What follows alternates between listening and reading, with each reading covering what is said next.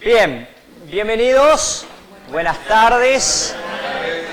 Vamos a continuar con nuestro curso. Esta vez toca un tema de teología, que es tal vez el fundamental, es decir, el tema de la Trinidad. Sabemos que es un misterio que ha sido parcialmente revelado, pero que nosotros lo tenemos que conocer, que amar, conocer para amarlo, y además saber que es el fundamento de cualquier otra realidad. Así que nos vamos a poner en presencia del Señor, en el nombre del Padre, del Hijo y del Espíritu Santo. Gloria al Padre, al Hijo y al Espíritu Santo.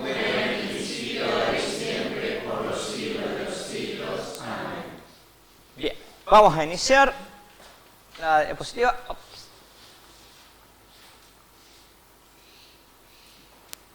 Otra más.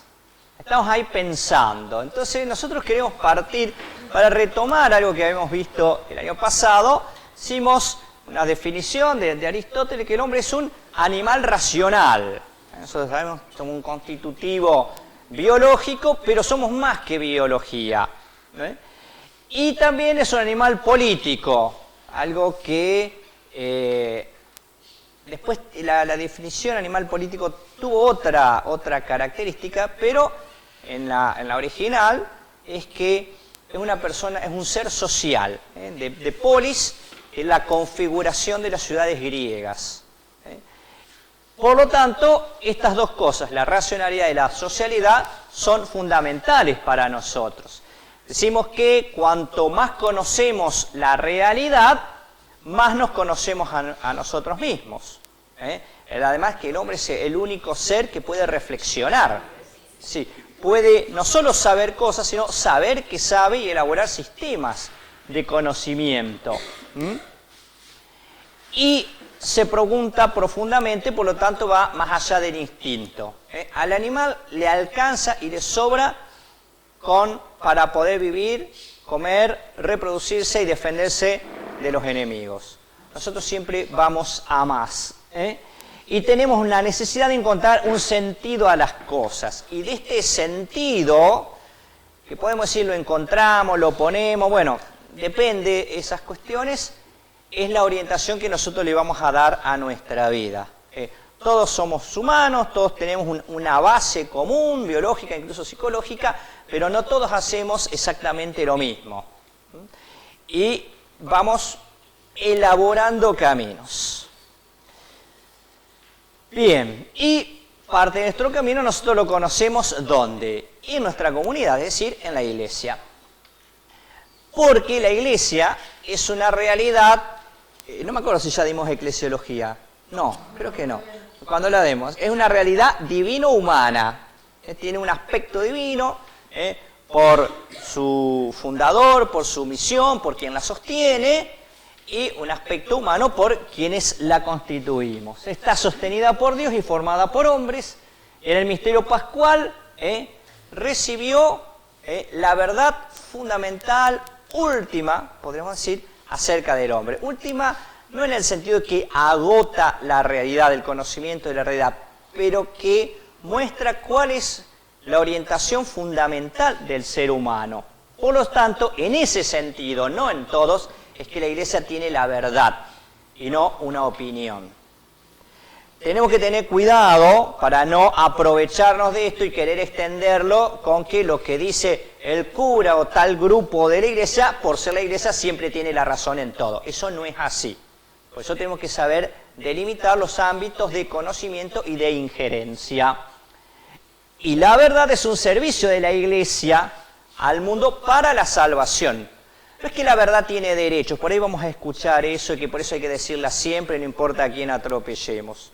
La verdad es para la salvación, por eso lo que se nos ha revelado, esa verdad que se nos ha revelado acerca de lo que somos, vimos antropología la vez pasada, y acerca de Dios, no es un conocimiento porque sí, sino un conocimiento para la salvación. Por lo tanto, decimos que la verdad puede ser conocida, pero no agotada.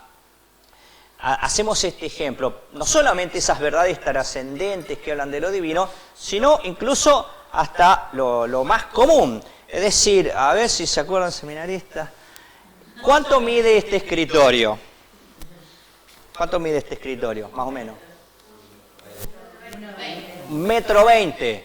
O sea, 1,20 0,0000 o 1,238.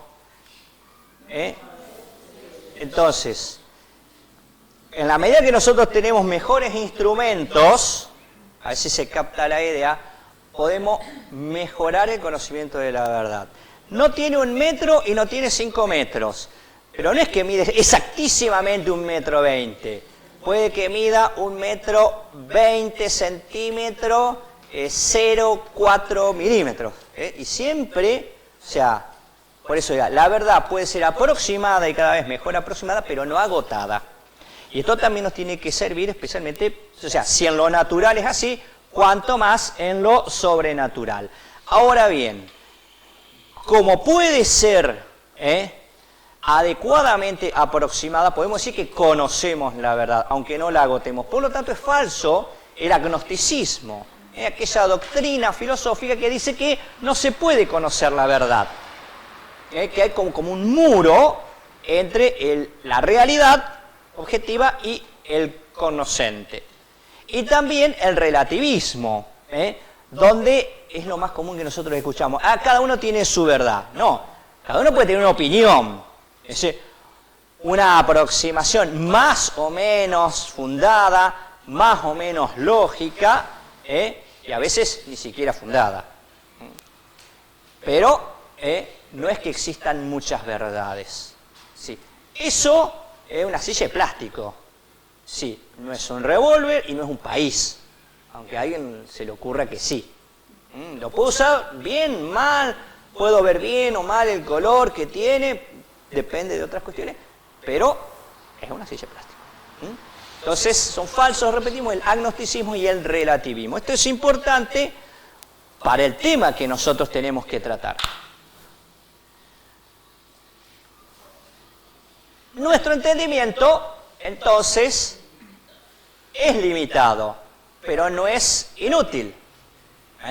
Es limitado. Entonces, para aquellas cosas que superan las capacidades naturales del hombre, es que Dios se muestra. Es lo que ya vimos al principio del curso del año pasado, que es la revelación. Se muestra. Ahora bien, esta revelación, este primer movimiento de Dios, supone nuestra respuesta, que es la fe. La aceptación de esta verdad basada en la autoridad de Dios. Parece que la palabra autoridad hoy es mala, pero acá estamos hablando de algo bueno. Si Dios ni se engaña ni nos engaña, porque no es ignorante y no es malo. Bien, esta revelación nos lleva al proyecto originario del amor de Dios. Decíamos que Dios es el fin último del hombre. No solo está en nuestro principio en cuanto que nos ha creado, sino que hemos sido destinados, por lo menos los seres humanos, a tener su misma vida, a compartir su vida divina. Por lo tanto, cuanto mejor conozcamos algo de su vida divina, más podemos adelantar disfrutar de la vida de Dios. Por eso es objeto de la teología. La teología, este discurso acerca de Dios, no aumenta la revelación, pero sí puede explicitarla en tal o cual área o actualizarla a las circunstancias del hombre. Depende de qué ámbito. Por ejemplo, en Trinidad es muy poco la actualización que podemos hacer acerca del conocimiento de Dios en sí mismo.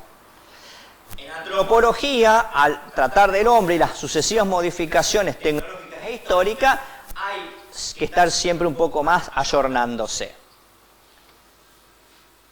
Bien, aclaramos algo, existe la fe que es subjetiva, no en el sentido relativista, sino la fe del sujeto, y la fe objetiva.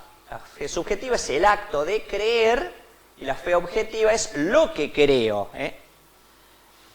El acto de fe es el acto del entendimiento movido por la voluntad, porque hay don de Dios, pero también hay una participación libre del ser humano, resultado de una moción divina, Dios actúa ahí, por el cual se acepta lo revelado por Dios como verdadero e implicante para la vida. Nosotros no podemos disociar la verdad del amor, no podemos disociar cómo son las cosas y cómo tenemos que tratarlas.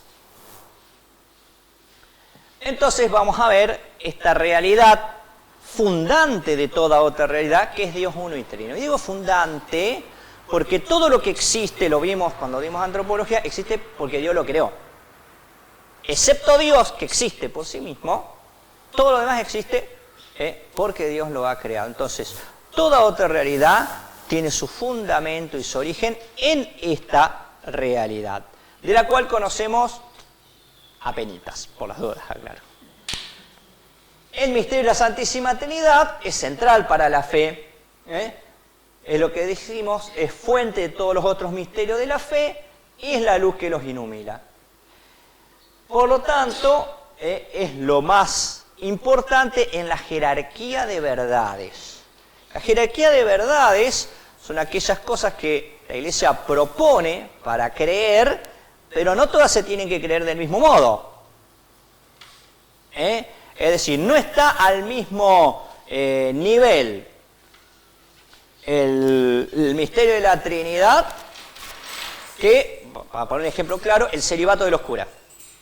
Hay cuestiones que son reveladas por Dios, obligantes, otras que son derivadas, otras que son disciplinarias, buenas por mucho tiempo o para siempre capaz, pero no es el mismo. Ahora bien, la Trinidad y la Encarnación son los dos misterios fundamentales del cristiano. Si no creemos en esto, no podemos llamarnos cristianos.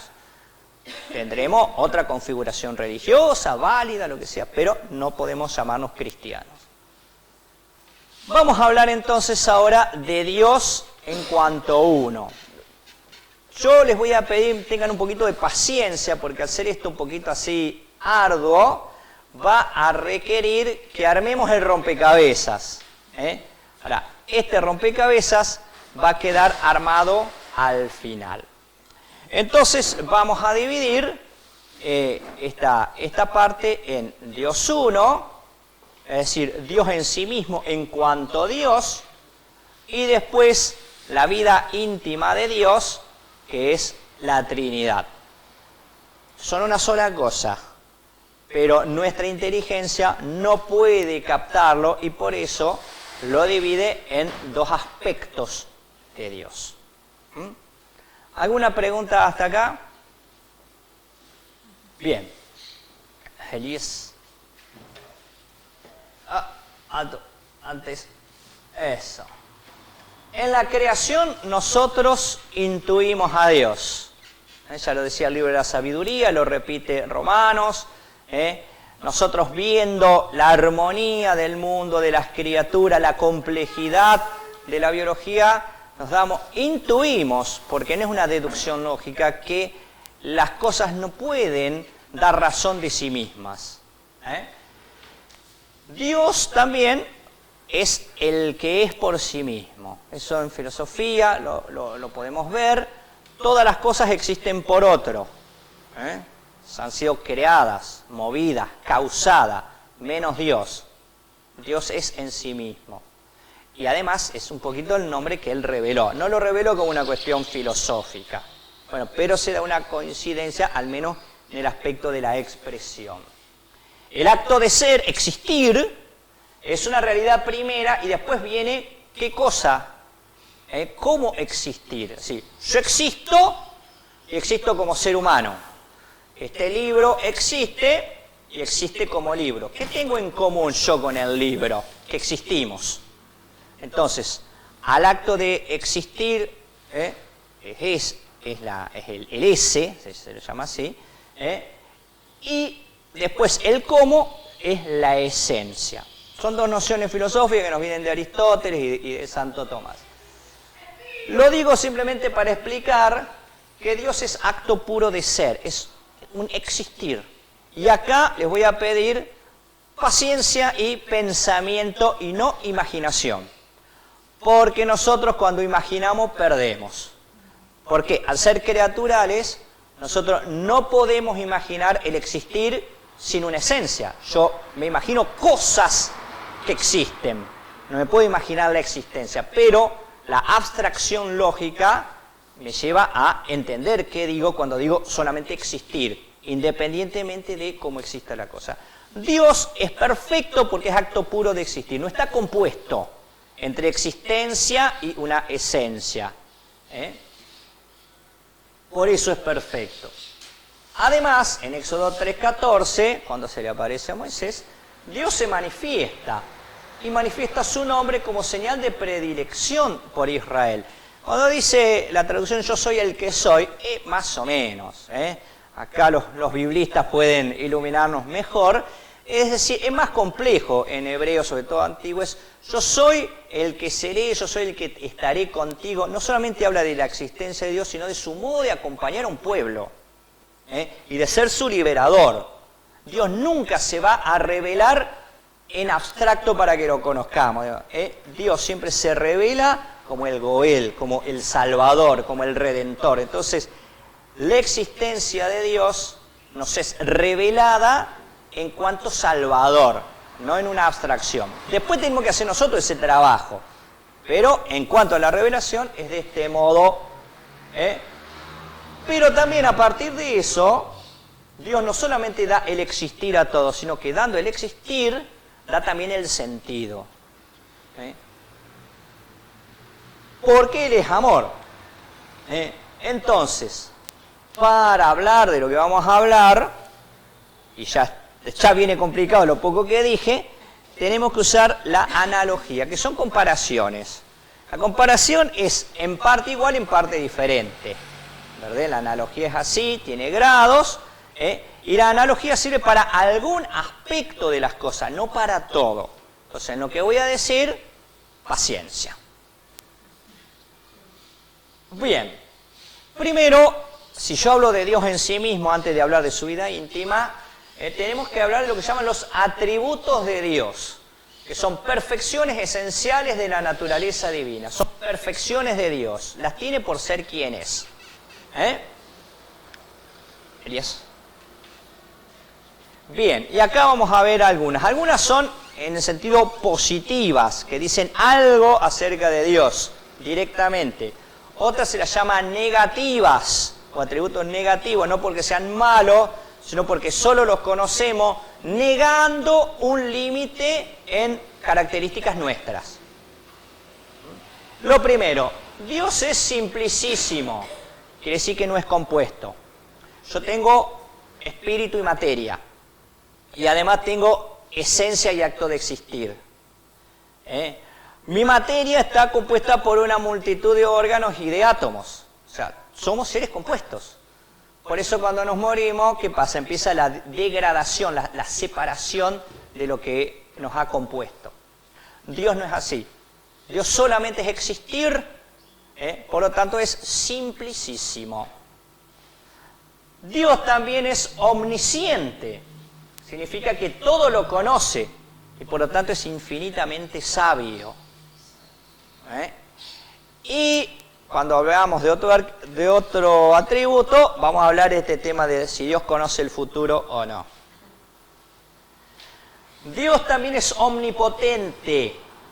Dios lo puede todo, excepto lo absurdo. ¿Por qué? Porque cada atributo no va en contradicción de otro. Entonces, si Dios es sabio, no puede hacer un círculo cuadrado. Eso sería un capricho nuestro, pretender eso. Dios es santísimo, no tiene nada de malo o de pecado. Dios es infinitamente bueno y misericordioso, es la bondad misma, el amor, es justo. Ahora bien, la justicia no es la venganza humana, no es la distribución equitativa ni la balanza. Cuando hablamos de la justicia en Dios, hablamos de esa característica que nos hace justos a nosotros. Donde la justicia principalmente se muestra en el misterio de la cruz. Y ahora bien, algunas de esas que nosotros llamamos negativas. Dios es infinito. Fin significa límite. Dios no es muy grande, pero no me lo puedo imaginar Porque yo digo algo es infinito, el universo es infinito. No, el universo es finito, aunque se esté en expansión continuamente, o sea muy grande, es limitado. Dios no tiene límite, no es muy grande, no tiene límite. El límite es una característica nuestra. Yo no voy más allá de mi piel, mi cuerpo no va más allá de mi piel. Dios no tiene límites. Parecido es que Dios es inmenso. Nosotros usamos inmenso también como símbolo de algo grande. No, inmenso significa sin medida. Está por encima de toda medida. Por eso puede estar en todas partes sin ocupar lugar. Lo que es inmenso no puede ser medido. Puede estar en todas partes sin estar atrapado por lo físico. Creo que algo de esto habíamos dicho cuando hablamos de la resurrección de Jesús, porque puede, estando resucitado, también el cuerpo resucitado tiene características como esta y puede estar en cada Eucaristía, aunque sean muchas. Bien, siguiente. Acá, dos cuestiones fundamentalísimas. Dios es eterno, sin principio ni fin. Habíamos dicho que no tiene límite en cuanto al espacio. Ahora estamos hablando que no tiene límites en cuanto al tiempo. Y es más difícil de pensar esto, porque toda cosa que nosotros imaginamos la imaginamos temporal. Sin principio, en Dios no hay tiempo, siempre existe, es un perpetuo presente. ¿Qué es la eternidad? Ahí está como definición. Es la posesión total, simultánea y perfecta de la vida interminable. San Agustín decía, siguiendo a los antiguos, el tiempo es el número del movimiento según el antes y el después. Donde hay movimiento, mutación, cambio, hay tiempo. Si Dios es inmutable, es perfecto en su ser, no tiene cambios, en Dios no existe el tiempo. Es muy difícil de imaginar esto, imposible en realidad para nosotros. Tenemos que hacer la abstracción. Y acá viene un poquito la respuesta. Dios sabe el futuro, Dios sabe lo que me va a pasar. ¿Por qué si sabía que a mi hermano le iba a chocar un colectivo, no lo evitó? El tiempo es una característica de lo creado. Habíamos visto cuando vimos creación, Dios crea con tiempo, mutable, desarrollado, extendido. Para Dios todo es un punto. Entonces, lo que para nosotros es pasado, presente y futuro, hasta es dificilísimo decir, porque apenas digo presente, terminé la palabra y eso ya es parte del pasado. Es decir, nosotros discurrimos y por eso tenemos tiempo. Dios ve todo lo que nosotros lo tenemos así extendido, lo ve en un punto. Pasado, presente y futuro es un punto para Dios. Por eso Dios no es que ve antes. En Dios no hay antes ni después. Nosotros, como no podemos imaginar eso, nos imaginamos como que Dios adivina o sabe lo que va a pasar, y ahí todas las demás de esas tendencias fatalistas, si bueno, tenía que pasar, iba a pasar sí o sí de esta manera. No. No es incompatible la eternidad de Dios con la evolución cósmica o biológica y tampoco con la libertad humana. Pero cuidado, siempre tenemos esta trampa. Apenas terminamos de explicar esto, bueno, pero entonces ¿Dios sabía? No, Dios no sabía. ¿Dios sabe lo que va? No. Dios, todo es un punto. Incluso lo que todavía no ha sucedido, pero no que tiene que suceder exactamente de esa manera. ¿Estamos? Bueno, sé que esto es difícil, pero les pido lo tengan con ustedes. Necesitan un nivel alto de abstracción. Sí. Pero, o sea, si lo vemos desde nuestro punto de vista, para Dios todo es presente. Sí. Algo así. Todo es presente, exacto. Dios es un presente. Todo el tiempo está. Ya decimos si está mal. Todo el tiempo es presente. Por eso, lo único modo de expresarlo es a través de la negación. Eterno. Claro. ¿Cuántas veces decimos los tiempos de Dios no son los nuestros? Sí, pero no se refiere tanto a esto. Pero entonces estamos... Lo que pasa es que si no, nos quedaríamos frenados y no podríamos decir nada de Dios. Entonces, ahora estamos, como vamos en el misterio de los atributos divinos, tenemos que decirlo de un modo abstracto. Pero después en el lenguaje coloquial lo tenemos, y en el lenguaje espiritual lo tenemos que usar las analogías.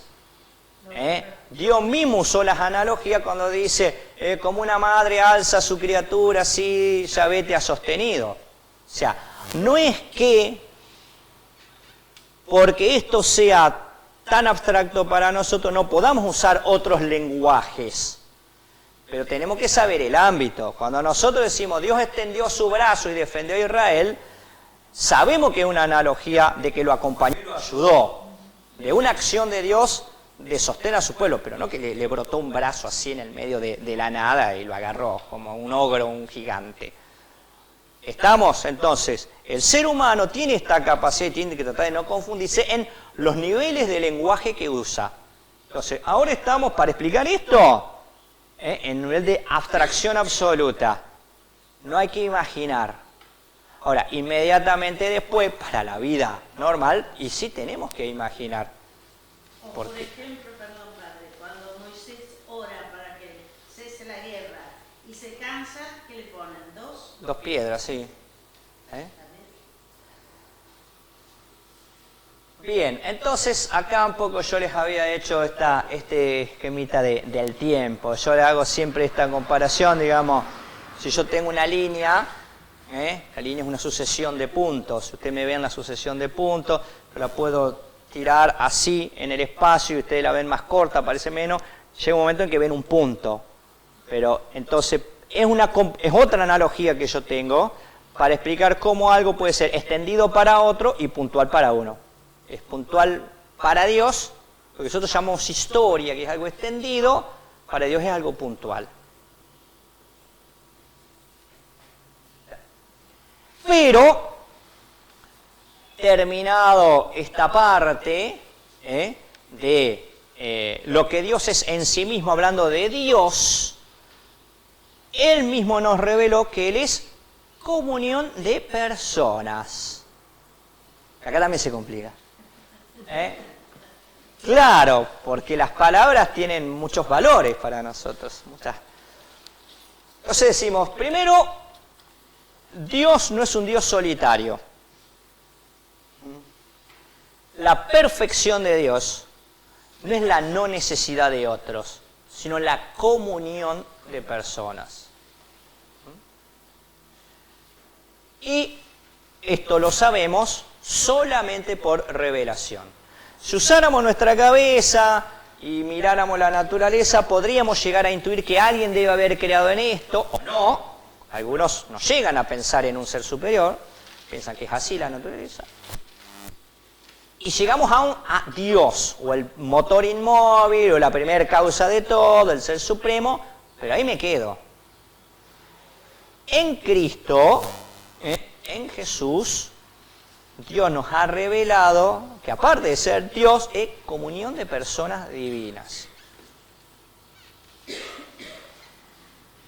Mientras, aunque no todo fue solamente con Jesús, Dios fue revelando progresivamente. ¿Se acuerdan que cuando vimos la introducción a la Biblia también habíamos charlado un poquito de esto? Dios revela progresivamente. Y toda la historia, todo ese acompañamiento al pueblo, toda esa multitud de libros, son parte de esto, de una revelación progresiva del nombre de Dios.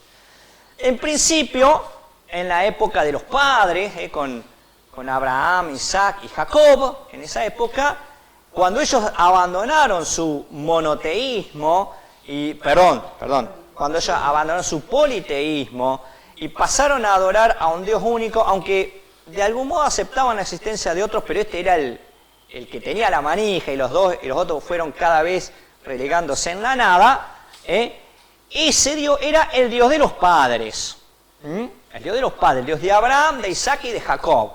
Y decían a un judío, a un hebreo, ¿en quién creí? Yo creo en el Dios que me transmitieron desde Abraham y Isaac, ese en el cual ellos confiaron y se fueron de Ur, de los caldeos, hasta la tierra esta, en ese. Más adelante se lo conoció por el nombre genérico de Él. Una palabra común semítica para designar a cualquier dios o a la divinidad. Y se le agregaba algo, una especificación de una característica o de una actividad de Dios. Por ejemplo, acá tenemos el Sadai, Dios omnipotente, el Olam, Dios eterno, el Elión, Dios altísimo, el Roí, el viviente que me ve. Y aparece Elohim. Lo vimos cuando vimos también las características del Pentateuco, la tradición eloísta. Elohim es una forma plural de grandeza, lo llama plural majestático. Ellos no tenían el diosísimo, como el dios de los dioses, traducción que muchas veces se traduce así al castellano, y Elohim designaba al Dios verdadero y altísimo. Aparece también la palabra Adonai, que significa Señor, el tenens, el que tenía la vida de los otros. Hasta que con Moisés Dios revela su nombre. Cuando dice, yo soy el Dios de Isaac, de Abraham, de Isaac y de Jacob, pero me van a preguntar quién soy. Bueno, yo soy el que soy, yo soy el que seré, yo soy el que estaré siempre contigo, que se concentra en la palabra Yahvé. En ese nombre están unidas las nociones de santidad, trascendencia, unicidad y salvación. Santidad porque es el Dios santo. Es el Dios que está más allá, de que no puede ser agarrado por un pedazo de piedra, aunque se lo representara. Que no está atado a un lugar, es un Dios de la historia. Es el único Dios en realidad. No hay otros. Pero es un Dios que se juega por un pueblo en concreto para salvarlo de la opresión. Estas son un poco las traducciones que expresan una existencia activa y eficaz, que lo distingue de cualquier otra criatura. Es un dinamismo del cual brota toda otra dinamis, todo otro dinamismo, toda otra energía, toda otra vida. Y una característica, además de esta, Dios elige un pueblo, se hace, crea un pueblo,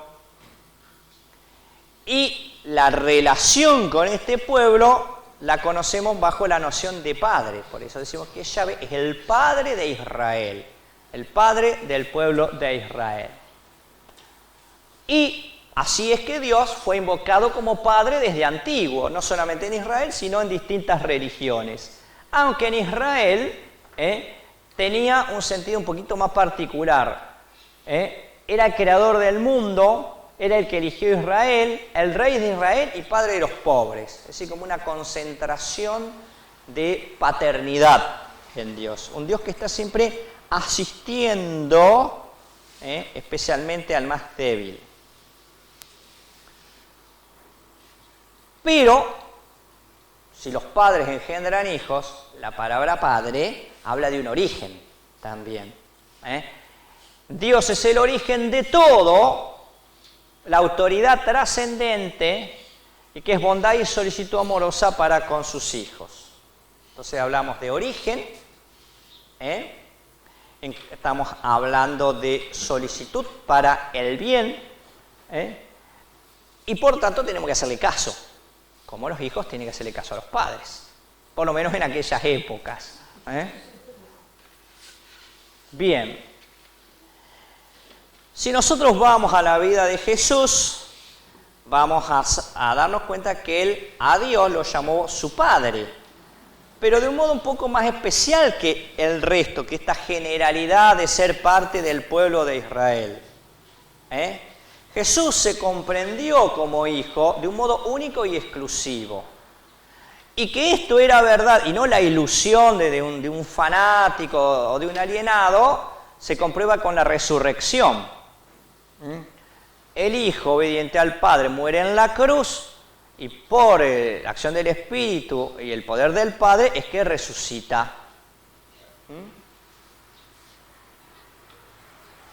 Y lo llamó su Padre de un modo nuevo y único, Abba. O sea, la palabra Padre existía en hebreo, pero Abba quiere decir papá. Una palabra que solamente lo usaban los niños o los chicos con su papá biológico. Se implica una cercanía un origen muy estrecho en la naturaleza, un origen en la misma naturaleza. Nunca un hebreo hubiera llamado a Yahvé Abba, excepto Jesús. ¿Por qué? Llamarlo Abba implicaría, sí, aunque la naturaleza es transmitida, implicaría la misma naturaleza. Yo soy de la misma naturaleza de mi padre. Si Jesús llama Abba a su padre, implica algo más que haber sido adoptado, haber sido creado, depender, ser amado. Implicaría una misma naturaleza. De hecho, eso es lo que le costó la condena a Jesús. Siendo hombre te haces Dios. Ahora bien, que iba a haber otro personaje, otro más, lo sabemos casi al final de la vida de Jesús.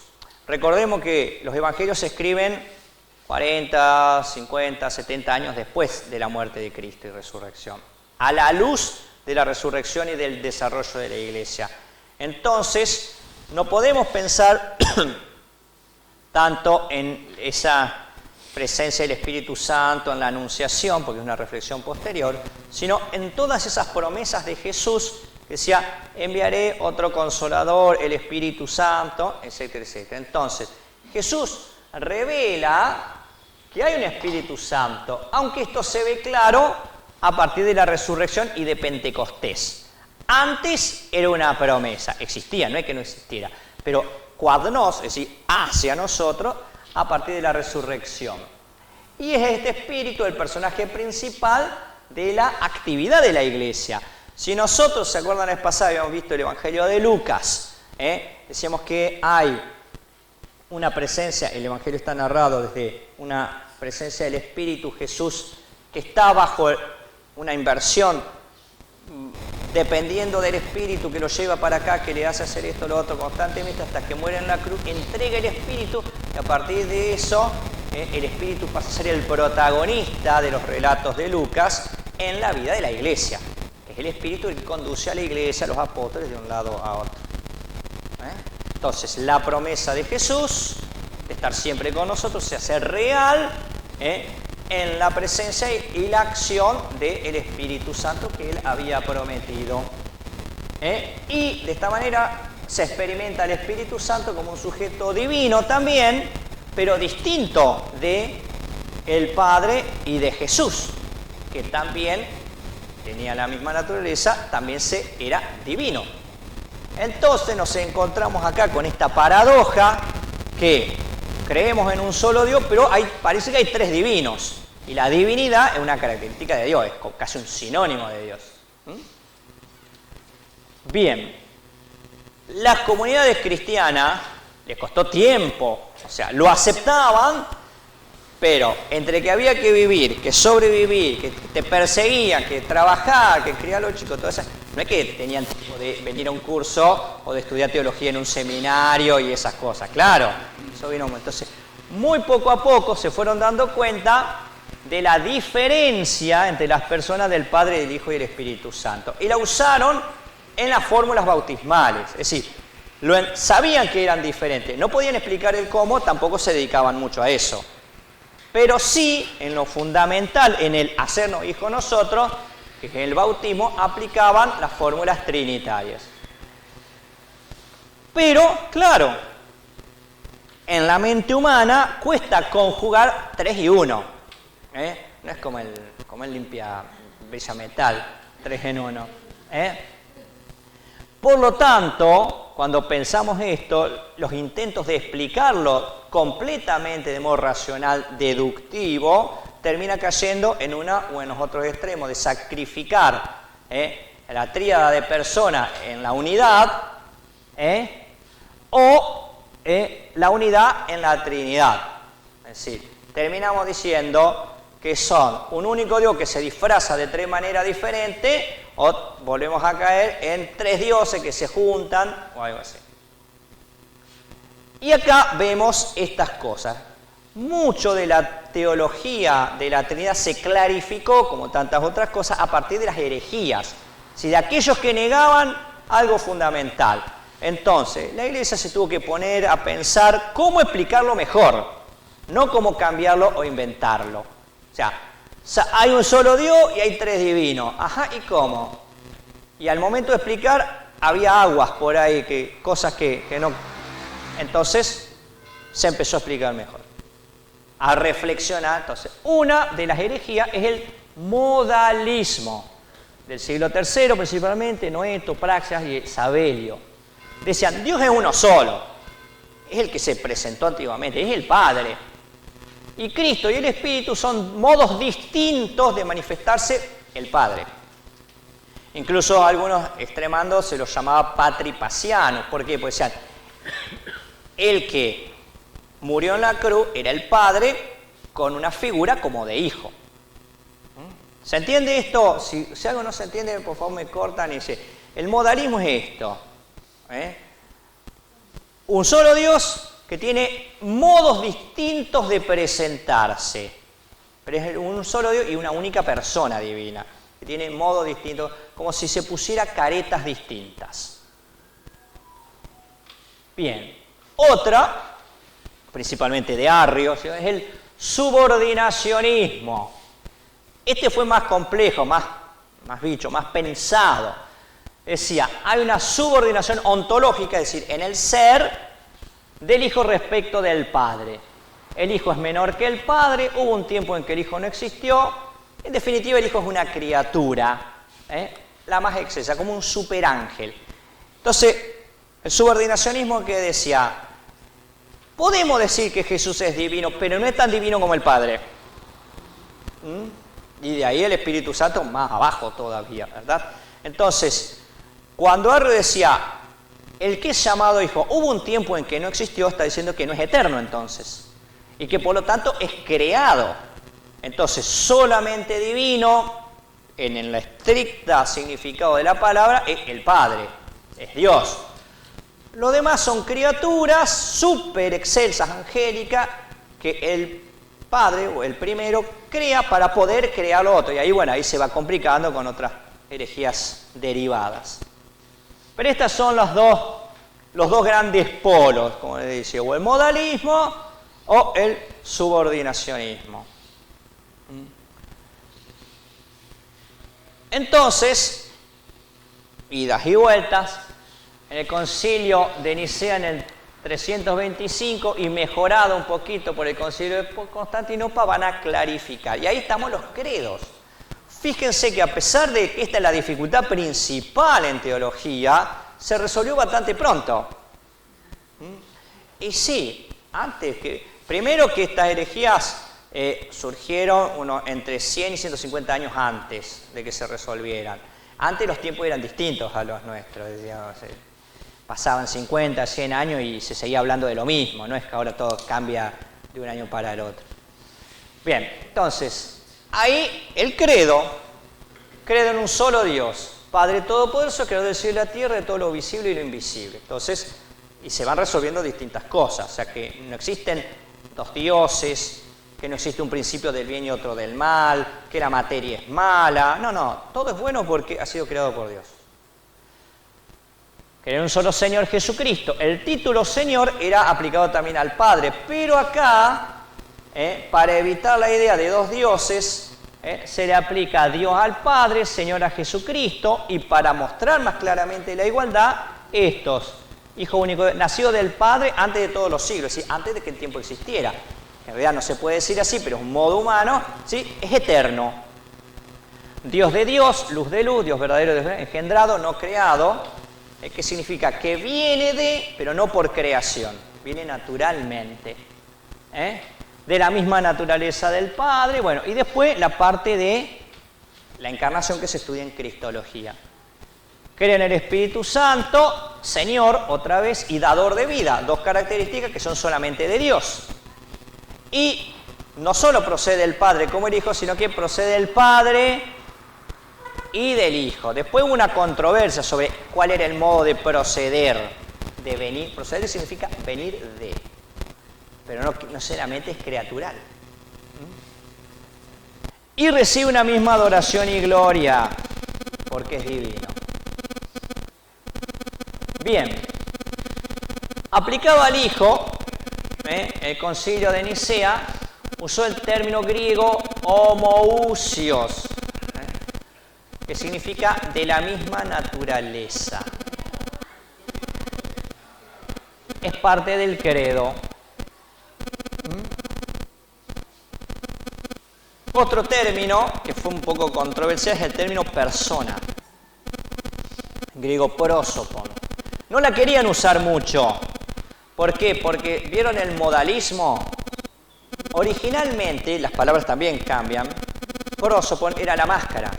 Entonces tenían miedo de si uso la palabra prosopon, estoy diciendo 3 máscaras distintas. Con el tiempo esto se mejoró y prosopon dejó de designar máscara para designar directamente a un sujeto.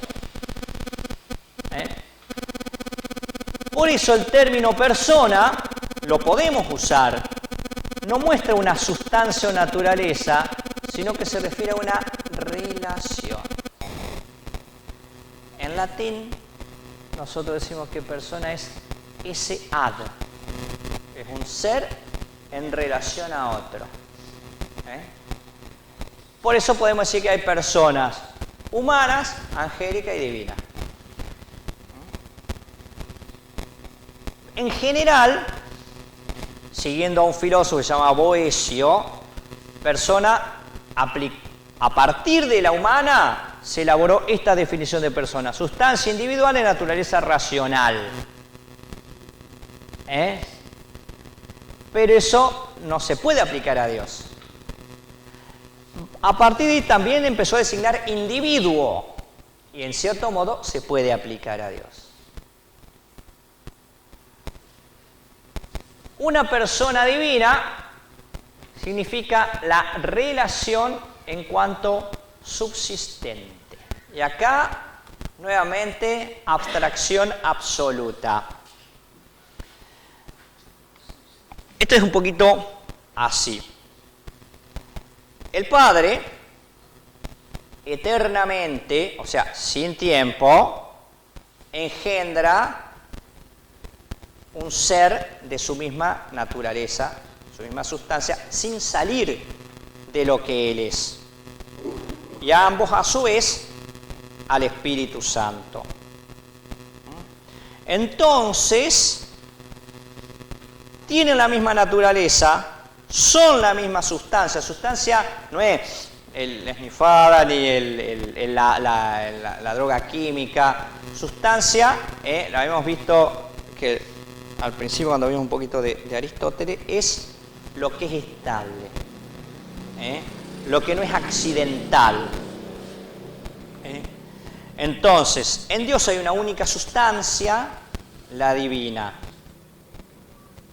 Y las personas divinas no se diferencian por ser 3 sustancias separadas, porque son una única sustancia, pero se diferencia por la relación. Nosotros, en cuanto humanos, criaturales y materiales, sí tenemos no solo una diferencia en la relación, sino hasta en el espacio que ocupamos.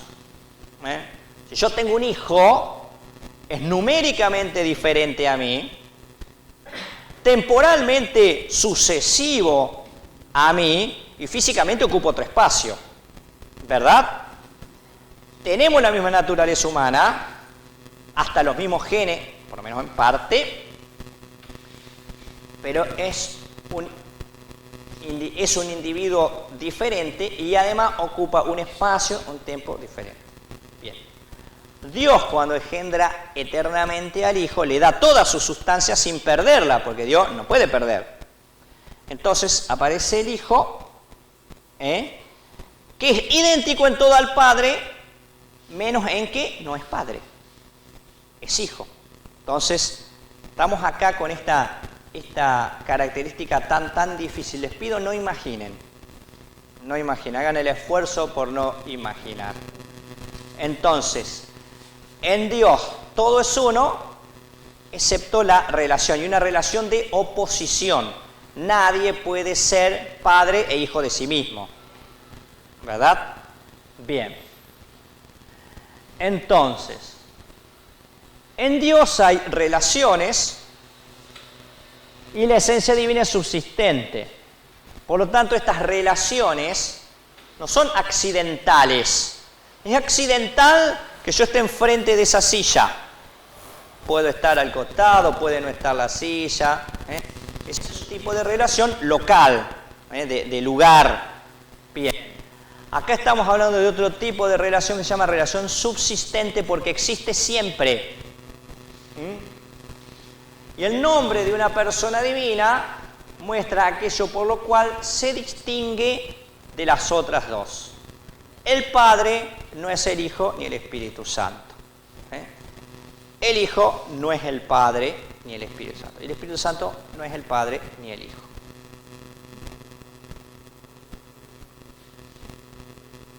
Entonces, el Padre es el origen, pero sin tiempo.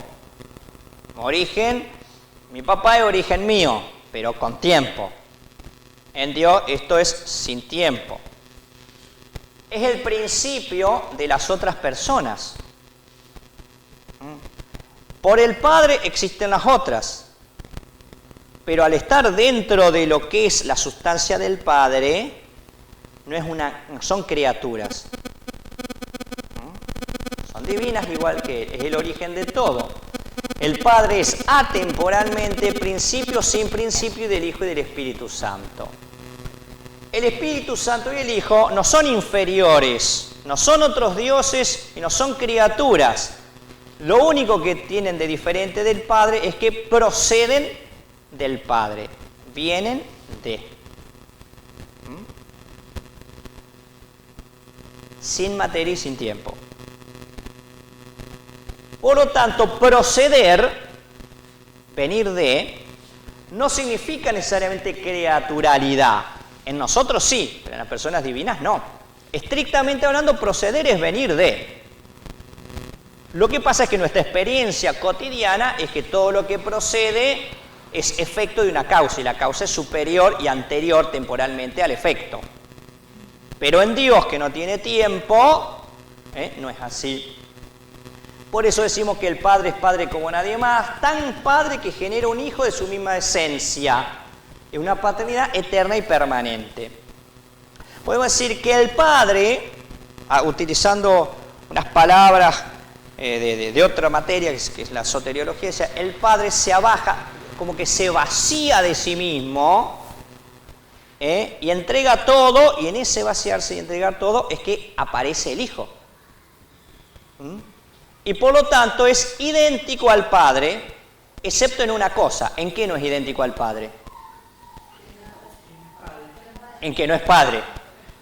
En lo demás es idéntico, porque es la misma sustancia, que no se multiplica. No pensemos en sustancia como una cosa. Bien.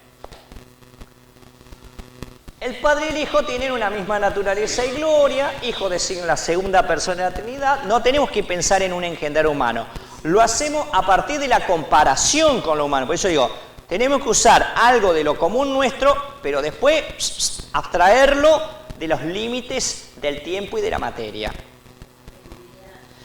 Claro, procede el Padre, por eso digo, por generación, en cuanto viene de y tiene la misma naturaleza. No por creación. La creación genera naturalezas diferentes a la del Creador.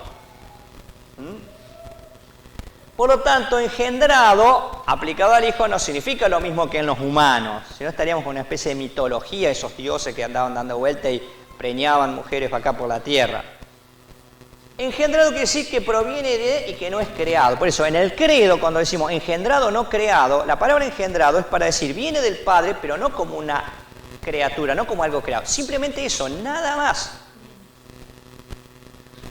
Y comunica eternamente la sustancia al Hijo. Por eso el Hijo es esencialmente, en su esencia, naturaleza o sustancia, idéntico al Padre. Y por eso no se multiplica la esencia o naturaleza. Yo con mi papá tenemos la misma naturaleza, pero somos dos sustancias, dos seres completos, separados. Bien.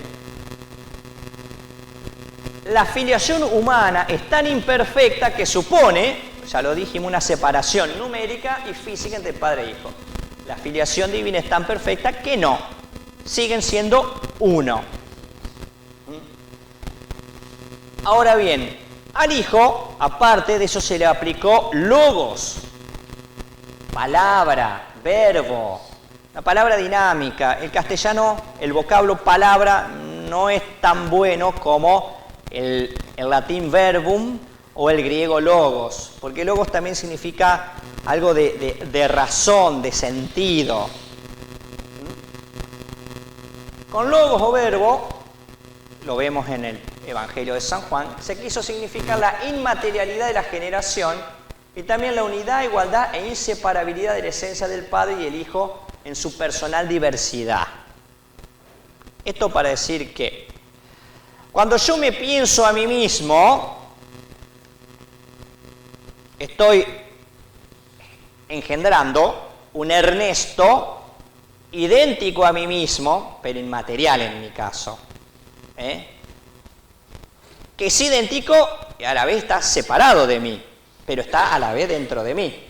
Bueno, por comparación, este proceso en Dios, como Dios es inmaterial, decimos que cuando Dios se piensa a sí mismo, genera uno idéntico a sí mismo, excepto en que uno es generado y otro es el generador. Esa idea, como que Dios tiene de sí mismo, es el logos. Bien. Todo esto que expliqué recién es una elucubración de la teología posterior a la revelación. Y vuelvo a aclarar, nada de lo que digamos acá sustituye la revelación que está en los evangelios.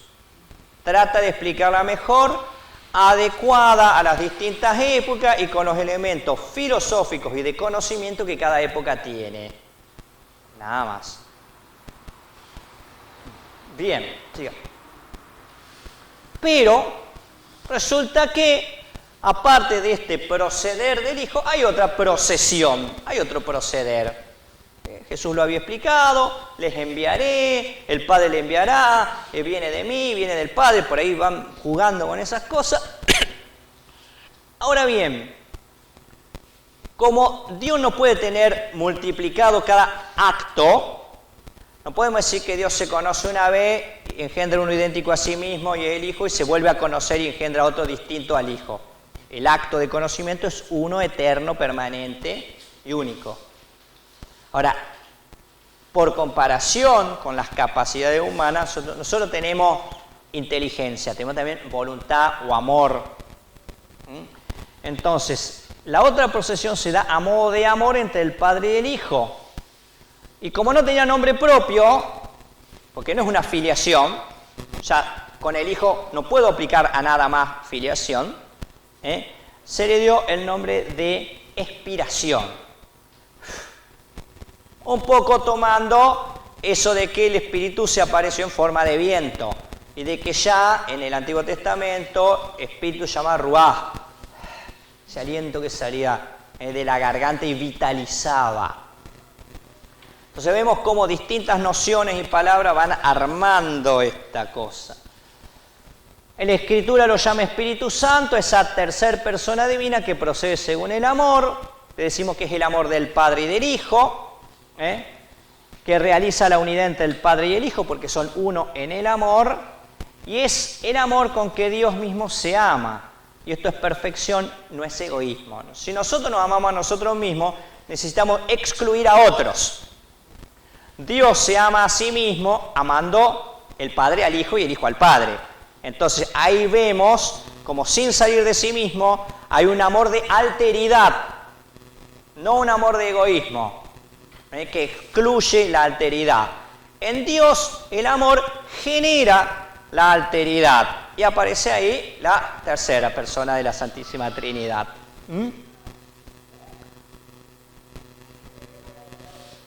No sé qué hora es. Bueno, a ver, vamos a dejar acá, vamos a descansar un poco la cabeza, un rato. Bueno, listo, me entrego a los técnicos aquí. Perdón, no cortes. Sí. Pero voy a hacer una pregunta. ¿En la facultad o en el seminario, en qué materia dan esto? Trinidad. Dios uno y trino. Sí, demora, antes era un año entero, ahora quedó reducida a un cuatrimestre, de varias horas, pero bueno. Sí, porque no es para no cuestionar. No, o sea, esto es un pantallazo, nada más, muy pantallazo. Después, Yo creo que se entiende, pero no lo podría transmitir. bueno, por eso yo después te voy a decir que no solo leas el catecismo, que además leas este libro. Pero bueno, eso viene después. Bueno, cortamos, tomamos algo. Bueno, ¿alguna pregunta de lo visto hasta ahora?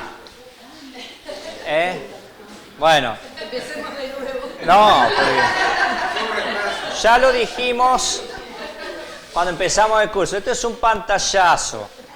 Yo estoy resumiendo en 2 horas, un año entero y siglos de reflexión. O sea, yo lo estudié en un año, no 24 horas, pero digamos, toda la semana tenía 2 horas reloj, durante unos 8 meses, esto. Entonces, con más tiempo uno puede tranquilizarse, primero para no que la ansiedad o la desesperación no te gane, leerlo mejor, Quienes elaboran los manuales o los cursos de teología son receptores de siglos de reflexión. Como vimos, ante una herejía hubo que sentarse a pensar. Entonces, no hay que desesperarse. Sí hay que continuar leyendo, que fue las cosas que dijimos al principio. Si yo me quedo y creo que por escuchar estas 2 horas voy a saberlo así, me voy a acordar siempre así, no sucede con la mente humana. Hay que seguir leyendo. Bien, continuamos.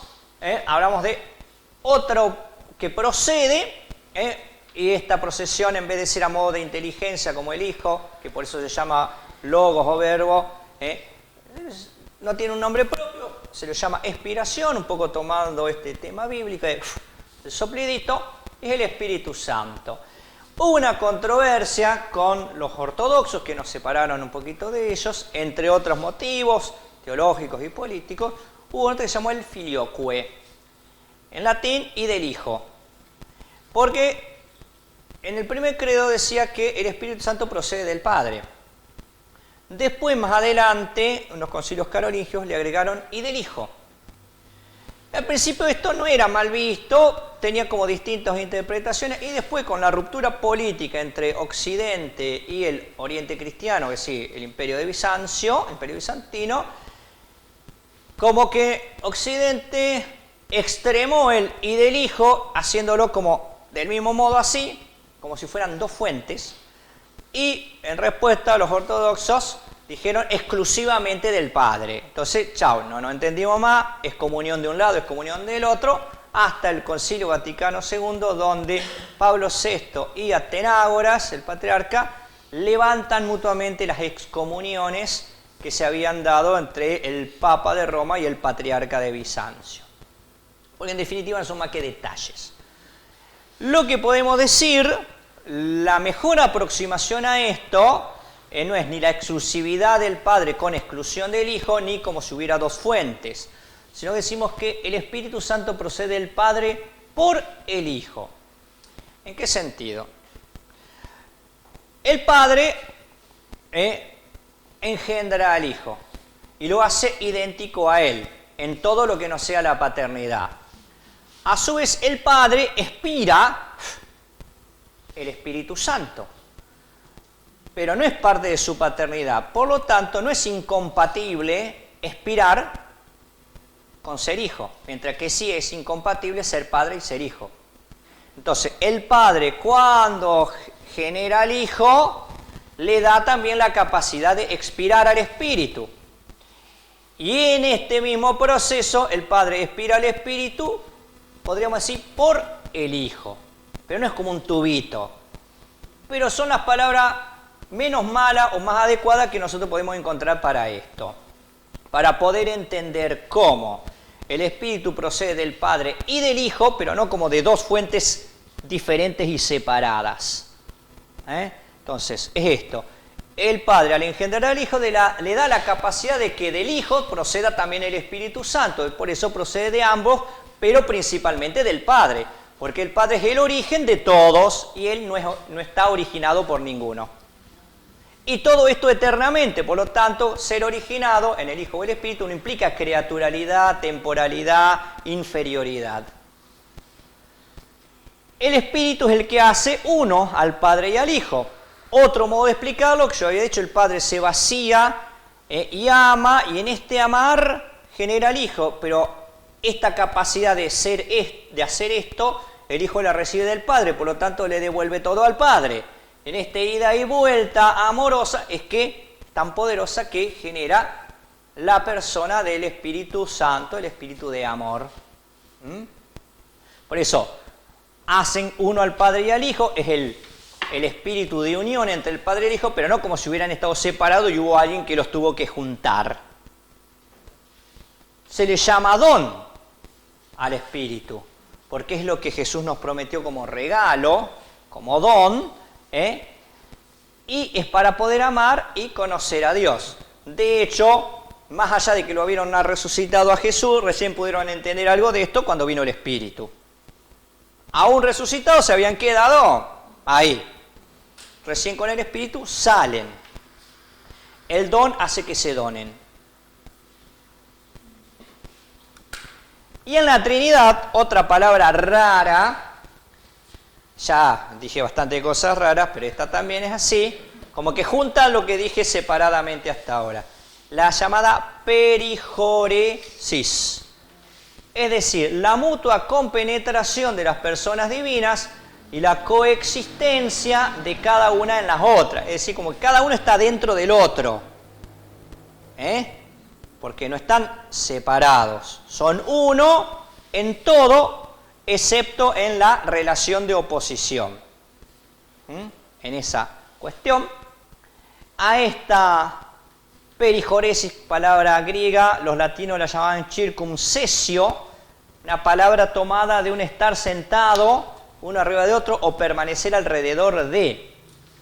O circumincesio, avanzar alrededor de para explicar lo mismo. Es como, una vez que hablamos de las divinidades de cada uno, tenemos que decir que no son tres dioses, sino que son, volvemos al que habíamos hablado de que eran uno. Bueno, volver a que son uno. Entonces la palabra para explicar que son una única sustancia, pero que hay diferencia, otro modo de verlo es a través de la perijoresis, es decir, cada uno está como dentro del otro. En realidad esta palabra viene de un bailar, ocupando el lugar del otro en rueda. Bien. Por eso decimos que las personas existen una en la otra. Son uno en la esencia, sustancia o naturaleza divina. Son tres en cuanto a personas. Y persona en Trinidad significa relación de oposición. Por eso decimos que las procedencias son inmanentes, no están por fuera. Por fuera está el mundo, todo lo que es creatural. Inmanente quiere decir adentro. Bien, y ahí terminamos. Fue esta más cortita esta parte porque quisiera más bien preguntas. Con esta imagen, no es la más perfecta. Este esquemita que estaba en los catecismos antiguos, dice, el Padre no es el Hijo, no es el Espíritu, y cada uno es Dios. Pero no es que juntos se tienen que agrupar para ser Dios. Cada uno es Dios, enteramente Dios. No es que se tienen que juntar para que exista Dios. Cada uno es Dios y a la vez los tres son Dios, sin ser tres dioses. Bien, así la fórmula, una sustancia, tres personas, o tres personas distintas, divina, persona con mayúscula, y un solo Dios verdadero. Bien, acá un poco más, lo voy a leer, porque no me lo acuerdo entero, el símbolo quicunque, también llamado símbolo atanasiano, que explica con más palabras, redundantemente, lo mismo, pero es para machacar las cosas. Dice, un solo Dios en la Trinidad y a la Trinidad en la unidad, sin confundir las personas. El Padre no es el Hijo, ¿no es cierto? Ni separar las sustancias. No son tres sustancias, es una sola. Porque una es la persona del Padre y el Hijo y otra también la del Espíritu. Pero el Padre, el Hijo y el Espíritu tienen una sola divinidad, gloria igual y coeterna majestad. Por lo cual, ¿cuál es el Padre? Tal es el Hijo, increado también el Espíritu Santo. Increado el Padre, increado el Hijo, increado el Espíritu Santo. Inmenso el Padre, inmenso el Hijo, inmenso el Espíritu Santo.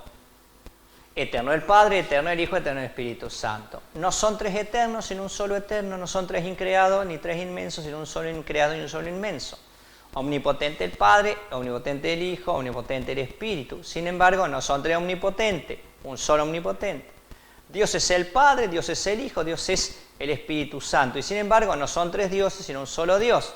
Así, Señor es el Padre, Señor el Hijo, Señor el Espíritu Santo. No tres señores, sino un solo Señor.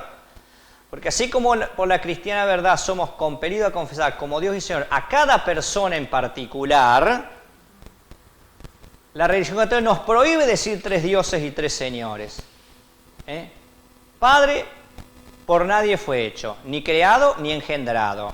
El Hijo fue por solo el Padre, no hecho, sino engendrado, o sea, proviene de. El Espíritu Santo del Padre y del Hijo no fue hecho ni creado, sino que procede. Bien. Entonces, todo esto para decir lo que ya está en la Biblia, pero a veces cuando uno se pregunta el por qué y tiene que profundizar, aunque esta profundización no necesariamente sirve para la vida. O sea, sí, sirve. No nos va a hacer amar más a Dios esto por conocerlo más, pero por conocerlo más, sí podemos decir que nosotros mueve nuestro corazón, digamos, a entender el amor que nos ha tenido en revelarse. Dios no necesitaba crear el mundo, ni explicarnos, ni revelarnos nada, y es ahí, como secundariamente, que surge nuestra respuesta de amor. Un solo Padre, no tres padres, un solo Hijo, no tres hijos, un solo Espíritu, no tres espíritus. En esta eternidad nada es antes ni después, eterno. Nada mayor o menor. Las tres personas son coeternas, coiguales, de suerte que, como antes hemos dicho, en todo hay que ver lo mismo, la unidad de la Trinidad que la Trinidad en la unidad. El que quiera pues salvarse ha de sentir de este modo de la Trinidad. En este sentido, ¿cómo? El que quiera pues sí.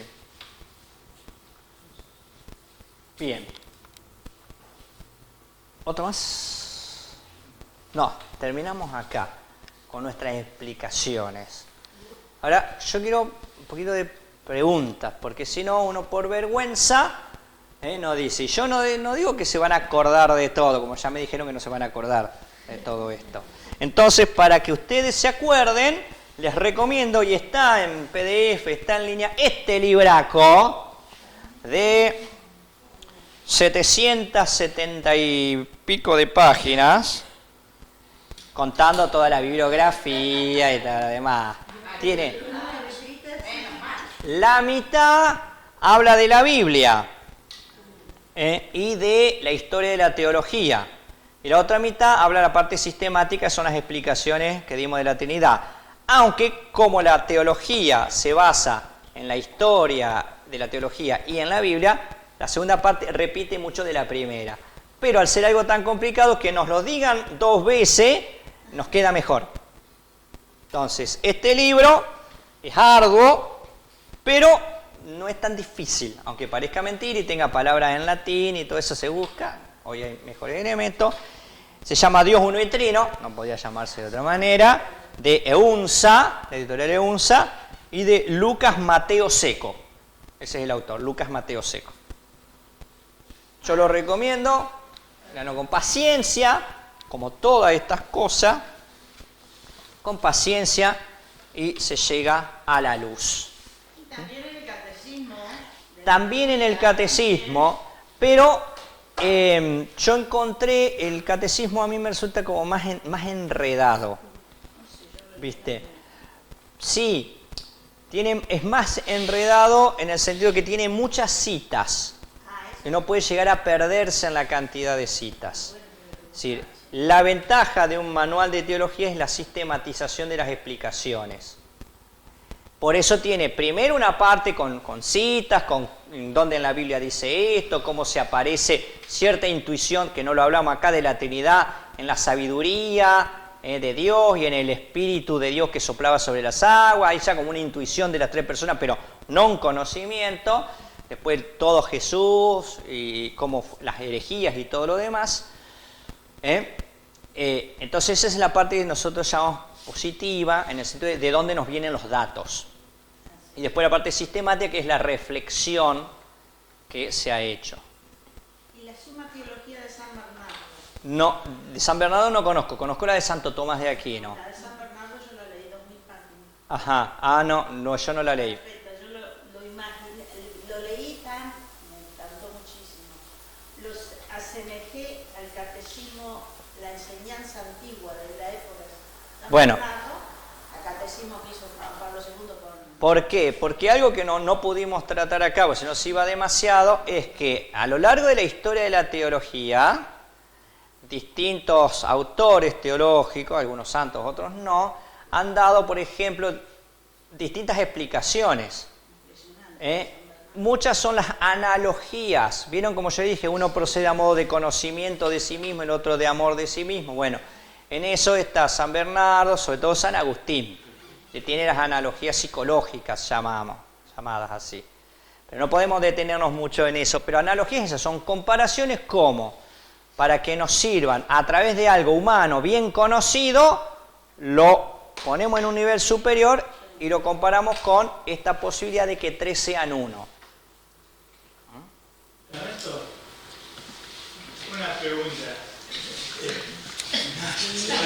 Me habían prohibido, pero... Sí, me lo prohíbe. No, esto se entiende mucho. Sí. No es tan complicado, digamos. Lo que yo no entiendo bien por ahí, el padre Carlos me decía que era un hereje, ¿no? Pero te pregunto, respecto a la sabiduría de Dios. Sí. A ver, Dios sabe lo que va a pasar. Ya te lo dije que... Porque la cosa es así. Yo me acuerdo una vez que le había preguntado, creo que... yo digo, pero Jesús sabía que iba a morir y resucitar, ya lo sabía, y dice, no, pero él era 100% humano, lo sufría en la cruz, tenía miedo. Ahora, y por el otro lado lo llevo a la sabiduría, como que voy, por ejemplo, cuando dice en un libro que está escrito, digamos, todo lo que nosotros hicimos ya está escrito. Mire que hay una lectura que dice algo así. Sí, pero esa es una comparación que no refleja la realidad. Es decir, ¿por qué? Porque si no estaremos negando el otro punto fundamental también revelado, que es la libertad. No hay un destino escrito. Sino que a veces es más fácil decirlo de esa manera para decir que Dios sabe todo. Porque decir, bueno, Dios es un eterno presente, es más difícil de entender que Dios sabe lo que va a pasar. En realidad, la expresión Dios sabe lo que va a pasar es errónea, pero es más humana que la otra. ¿Me entendés? Entonces, nosotros no podemos ya decir Dios sabe lo que va a pasar, ya no estamos, porque al meter tiempo lo que va a pasar, ya es meter tiempo en Dios, y ahí es un error. Por eso, acá que este es un curso sobre teología de la Trinidad, tenemos que decir, Dios es un presente, es eterno, por lo tanto su sabiduría, aparte de que la sabiduría de Dios también tiene ese componente de amor, no es estrictamente nocional, bueno, es que Dios conoce todo en un punto. Por lo tanto, Dios no conoce lo que va a pasar. Esa es una expresión humana, temporal, cronológica. Voy a otro lugar. Cuando Jesús está con los apóstoles... Ese es otro tema, porque estamos... Cuando le comenta y que Pedro dice, no te va a pasar eso, y dice, apártate de mí. Bueno, no, pero ese es otro tema. ¿Por qué? Porque en la Biblia, si bien nos habla de la revelación del Padre, del Hijo y del Espíritu Santo, en cuanto al Hijo, la verdad de asumir la carne humana, la realidad de la encarnación, hace que en la Biblia no está reflejada la sabiduría de Dios en cuanto a Hijo. No está reflejado la omnisciencia del Hijo, sino que Cristo conoce humanamente. Y podía conocer que lo iban a matar simplemente porque el Padre se lo había dicho. O por la realidad de las circunstancias, si te perseguían de un lado a otro, si por decir esto, si por curar al otro te andaban que te quieren apedrear, que te quieren arrastrar y en cualquier momento me hacen morir, y no era tan difícil entender un complot. Y además de que en su relación, pero en cuanto encarnado de filiación, de oración, de intimidad con su Padre, iba entendiendo cada vez más que su tarea en la tierra pasaba por la cruz. Pero no es un conocimiento que le venga de la omnisciencia. ¿Entendés? Él no responde, eso te lo ha revelado el Espíritu. Así. No, eso respecto a tú eres el Hijo de Dios que le dijo Pedro. Pero ese es otro tema. Algo como para escuchar, que no sea que para leer. No tenés conocimiento de nada. No, supongo que a mí la vez pasada, no sé, vos o Franco, ¿quién me dijo que había unos videos muy interesantes? No sé si de Biblia o de teología. Ajá. Bueno, pero hay muchísimo material hoy día, muchísimo. Así como hay material bastante inútil, hay muchísimo que es muy bueno. Sí. El padre Lori por ahí tiene algunos videos. Sí, yo no he revisado mucho. Sí, porque no puedo leer. Sí. Pero no sé sobre la Trinidad quién podría buscar. Hay muy buenos videos en YouTube, muy buenos y muy buenos cursos. Sí, también, sí. De Biblia, de un montón. Pero de esto no tengo la menor idea. No, yo tampoco no he revisado. Habría que buscar. Tendría que buscarlo. Claro, escribir en YouTube y ahí te contestan. Sí, discernir es más difícil. Sí, Sí. Esta mañana hablaba con un hermano y aparece esto que vos decías de la necesidad que tenemos de ordenar en el tiempo para comprender. Y lo que nos exige la comprensión del problema de la Trinidad es justamente que tratemos de hacer otra cosa, ¿no? Sí. Entonces, cuando estuvimos charlando sobre la lectura del Tratado sobre la Santísima Trinidad, me decía, pero a ver, yo tengo esto. Primero vino Dios, después engendró el Hijo, después vino el Espíritu Santo.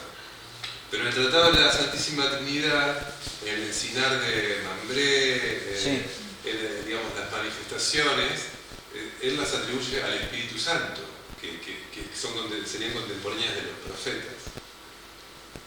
No podríamos todo el Antiguo Testamento no es que la Trinidad empieza a existir con Jesús. Con Jesús se revela plenamente. Pero no podemos decir que en el Antiguo Testamento se haya revelado la Trinidad. Hay intuiciones, aproximaciones, como es el Espíritu de Yahvé, que aleteaba sobre las aguas, el Espíritu que impulsaba a los profetas, el que descendió sobre los reyes, especialmente David y Salomón. Después tenemos la antropomorfización de la sabiduría para el Hijo, pero no podemos ver con claridad una distinción entre personas humanas entre personas divinas en el Antiguo Testamento. Es decir, que hay intuiciones de lo que después se va a clarificar, pero sería ilegítimo identificar estrictamente hablando al Espíritu de Yahvé con el Espíritu Santo, como una persona divina completamente distinta del Padre de Yahvé. Era más bien lo que podemos decir el espíritu humano, o sea, en una analogía con la energía humana respecto de un ser humano. Era algo de Dios. No había una diferencia personal entre uno. Incluso los tres ángeles, seres celestes que visitan a Abraham, que está el icono famoso de la Trinidad de Rublev, es decir, está basado en esa imagen y bueno, es una interpretación muy posterior una vez que supimos que había una Trinidad. En ese momento a nadie se le ocurría ni se lo planteaba ni nada por eso. Ni estaba en la intención de Dios revelar la Trinidad antes de la encarnación del Hijo. Bueno, perdón, una aclaración. Acá, volveme al... Ahí está lo que habíamos llamado de periforesis, en cierto modo.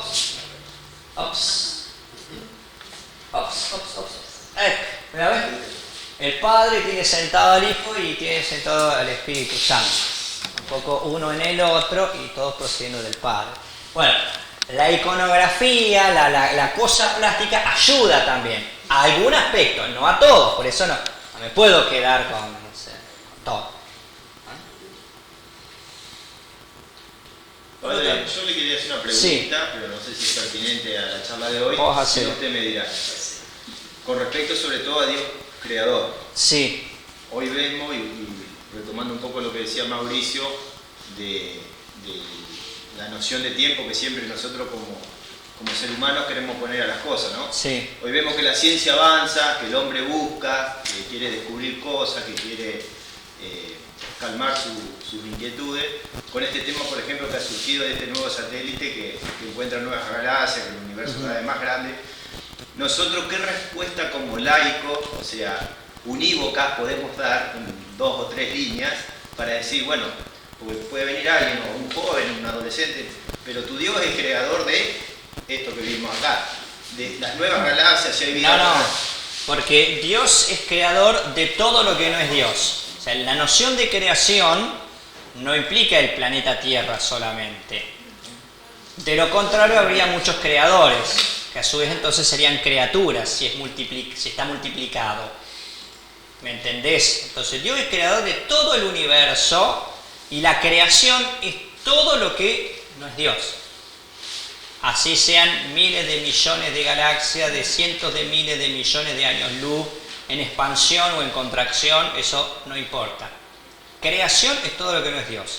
Ahora, distinto es, y hago la aclaración porque por ahí surge, bueno, ¿y habrá extraterrestres? Bueno, distinto es que la historia de la salvación sí es exclusiva de nuestro planeta Tierra y del género humano. Si hay vida en otros lugares, no sabemos. Si el de existir es una vida inteligente, no sabemos. Si tuvo una perdición como nuestro pecado original, no sabemos. Y si tuvo una redención, no sabemos. Esas cosas, en cuanto que también son criaturales, hay que comprobarlas, no son de fe. No las negamos ni las afirmamos. Decimos que de existir se tiene que comprobar. Eso sí, no es como la fe que, bueno, yo tengo que creer en la existencia de Dios. Es de fe, no puedo comprobarla. La existencia de otros seres que serían también criaturales, superiores o inferiores, es algo que se tiene que demostrar. Hasta ahora no se ha encontrado nada. ¿Podrán? Sí, pero es una hipótesis. Como yo te digo, el hecho de que algo sea muy grande, muy grande respecto de nosotros, no significa que no tenga límite. Por eso la noción de infinito o de ilimitado es por negación de la noción de límite, aunque este límite sea muy grande. Entonces sí, el universo, a veces se habla la palabra multiverso para oponerla a este conglomerado cósmico como si hubiera muchos, pero en realidad, o sea, así hubiera muchos, entre comillas, universos, todo es parte de la creación. Y creación es todo ente existente que no sea Dios. ¿Me entendés? Lo que pasa que para hablar esto a nivel de calle requiere también de un poquito de tiempo y que el otro haga una abstracción y no una imaginación.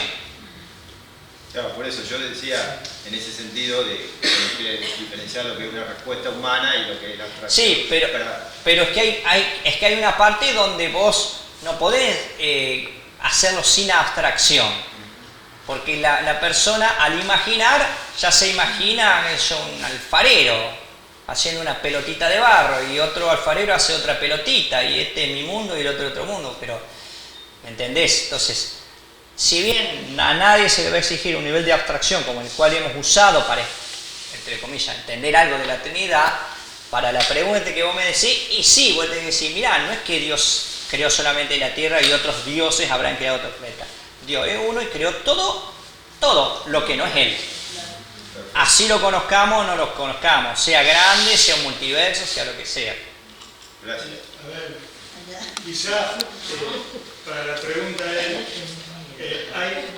está en YouTube, creo que se llama Instituto de Física Teórica, que es de España. Y hay una charla de eso que lo da un sacerdote, está en Estados Unidos, no sé si está en Harvard, una de estas acá, y se mete con la creación, Dios, pero el tipo es profesor universitario de física teórica, así que, y pone en términos físicos, el universo, el sol de Egipto, todo eso ahí, y está genial, incluso hay partes, por ejemplo, Sí, por eso nosotros demonios, podemos hablar tenés que tener cierta un montón de esas cosas que, como están dentro del parámetro de lo que no es Dios, le toca a la ciencia dilucidar acerca de cuánto tiempo, los niveles de energía, el grado o no de expansión, la velocidad, el porqué de la vida, etcétera, etcétera. La noción de creación es una noción teológica. No sé si vos estuviste en la charla de creación. No. Por ahí, no sé si la colgamos todavía. No, y ¿La lo colgamos? traje a colación porque en algunos medios, no sé si habrán visto titulares, que se revela la creación, ponían, Sí, no, bueno, se está revelando la creación. También nosotros tenemos que pensar, bueno, la mayoría de la gente se engancha, nosotros tratamos de que no. Es decir, para el medio de comunicación, cuando más escandaloso sea un titular, mejor, no importa si es verdad, si después dice lo contrario a lo que puso en el titular, ¿viste? Pero tiene que ser algo que te engancha a leer. Bueno, ¿viste? Es, bueno, parte de la tarea, del enganche. ¿Aguas? Yo tengo una. Sí. Hay muchas veces yo leía una frase de Ludwig Wittgenstein, que es un filósofo del siglo XX, del siglo XX, que decía, sobre aquello que no se puede hablar, lo mejor es callar. Y cada vez que lo citaban, cada vez que había estudios sobre el lenguaje, lo citaban a Wittgenstein diciendo, sobre aquello que no se puede hablar, lo mejor es callar. Y lo citaban como una frase iluminadora, y a mí me resultaba difícil de comprender ¿cuál era el que hablaba de eso? Lo que pasa es que Wittgenstein pretende un lenguaje lógico que pueda agotar toda realidad de la cual se quiere referir. Claro, lo cual es imposible hasta en lo común. A eso me refería. La segunda parte de la pregunta sería esta. Después de tomar contacto con el Tratado de la Santísima Trinidad y recordar que Humberto Eco es un gran admirador de San Agustín, Eco el semiólogo, comprendo que lo que estaba marcando es justamente la diferencia entre teología y filosofía del lenguaje. Porque San Agustín decide, creo yo, muy valientemente pegar el salto y decir, ok, el lenguaje es indigente para comprender la Trinidad, pero tenemos que, es lo único que tenemos a mano. El lenguaje es indigente para toda realidad, como te digo. O sea, la pretensión de Wittgenstein es imposible. Porque digo, aún para nombrar la medida de una mesa siempre se puede hacer mejor. Y nunca conocemos completamente. Entonces nunca va a haber un lenguaje exactísimo donde no quede ningún resquicio de mejora. Entonces, si eso es en lo material, en lo humano, en lo común, mucho más en lo que es sobrenatural. Pero sí podemos hablar, del mismo modo que sí podemos hacer imágenes, porque Dios, en quien creemos, se reveló. Dios habló y Dios se mostró. Entonces, si Él, que es el fundamento de todo, habló y se figuró, o sea, se presentó como una forma, una figura, se mostró, nosotros legítimamente podemos hablar y podemos dibujarlo.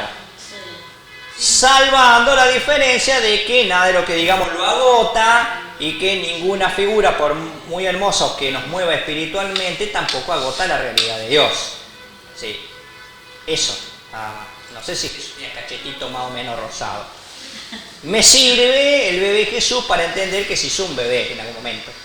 Suficiente. Por eso el lenguaje siempre el lenguaje nunca es unívoco, nunca tiene un único sentido, muta con el tiempo o con las expresiones, con los acentos, pero con toda esta falibilidad es suficiente y la gente no se niega a hablar, no se niega a decir cosas, no se niega a expresar sus sentimientos, sus creencias, su ciencia, por muy imperfectos que sean los lenguajes. A veces habrá que explicar más o menos, dar más detalles para que se me entienda mejor. Pero el lenguaje, ya me estoy yendo del tema, es una maravilla, porque me permite traspasar ideas que están solamente en mi cabeza a otras generaciones, a través de un libro, de un pendrive, de lo que sea, de cualquier medio, que otro lo comprenda, aunque no idénticamente a lo que yo lo entendí, pero con bastante exactitud, y que sobre eso se puede seguir creando. Porque eso es solamente humano. Porque eso ayuda a desarrollar el otro. Claro, por eso. Entonces, el lenguaje es una maravilla, no es exacto, pero es suficiente. Y por eso también nosotros usamos distintos lenguajes en distintos ámbitos y va siendo modificado. Pero me parece que también, no sé, también creo que me estoy yendo un poco, pero me parece que el lenguaje cuanto más sencillo es más fácil y entendible. No siempre. Se da para el nivel de cada uno, porque a veces podemos hacer unos matetes en la cabeza del otro. Porque, no, bueno, pero a ver. Depende, por eso te digo. Depende de qué. Del nivel Es de decir, cada uno. A veces si vos, te referís a estas cuestiones espirituales, sí, a veces un lenguaje sencillo sea mejor que un lenguaje complicado. Pero el lenguaje en sí mismo, a veces lo sencillo hace que uno tenga un bloque en vez de tener una estatua. Tenga un bloque de piedra en vez de tener una estatua. ¿Me entendés? A ver, voy a dar un ejemplo. Si yo le digo a una mujer, che, qué fea que sos. Primero que me mata ahí, me huellan, se decir, pero capaz que yo quise decir, che, te noto mal, no tener el mismo semblante de siempre. Sí, depende de cómo lo digas, ¿no? Bueno, no importa. No importa, puedes decir, che, qué fea que sos. Queriendo decir, en este momento te veo con mal semblante. Pero fíjate que decir qué fea que sos es más sencillo decir, en este momento te veo con mal semblante. Sí, pero no Qué fea que estás. Por eso te digo, no siempre, no en todos los ámbitos, un lenguaje más sencillo es mejor que uno con más detalles. Todo depende. Todo depende. Cuando vos le decís a una persona, te amo, 2 palabras. Ahora, ¿cómo piensas? ¿en qué sentido te amo? ¿Qué me estás queriendo decir? Si yo se lo estoy diciendo, no sé, no es lo mío si yo se lo digo a una chica de 20 que a mi mamá que una nena de 3 años, si la conozco o no la conozco, ojo. Entonces, no siempre un lenguaje más sencillo es mejor. En algunos casos sí. Es decir, si yo voy a rezar, yo voy a rezar con el rosario y con el gloria, no voy a rezar con este libro. Ahí sí, un lenguaje más sencillo es mejor. Pero a veces el lenguaje sencillo, como el que tenían los apóstoles al principio, hacía que se fueran las confusiones. Sí, yo creo en un Dios y 3 personas. Pero persona significa máscara, la palabra originalmente, entonces que es un solo Dios que se disfraza de 3. Caemos en las herejías. Por eso, este lenguaje más complicado de la teología fue una necesidad para acomodar las desviaciones que venían de una mala interpretación de un lenguaje sencillo. No es que el lenguaje sencillo esté mal, porque no todo el mundo se manejó para llegar a una herejía. ¿Viste? No hay recetas, pero a todos nos gustaría la cosa cuadradita y bueno, o es sencillo o es complicado, pero decime cuál de los dos. Bueno, ¿cuándo uno? Y tampoco te puedo decir esa edad. No, seguro. Esto es así. No, seguro. Es artesanal. ¿Por qué la vida es artesanal?